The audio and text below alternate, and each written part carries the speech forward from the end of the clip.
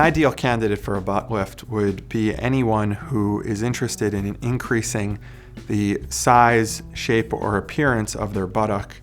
The safest way to perform a butt lift or butt augmentation is by using a patient's own tissue.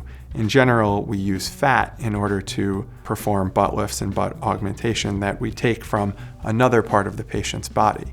So in order to perform a butt lift or a butt augmentation, an ideal candidate would have a sufficient amount of fatty tissue in another part of the body.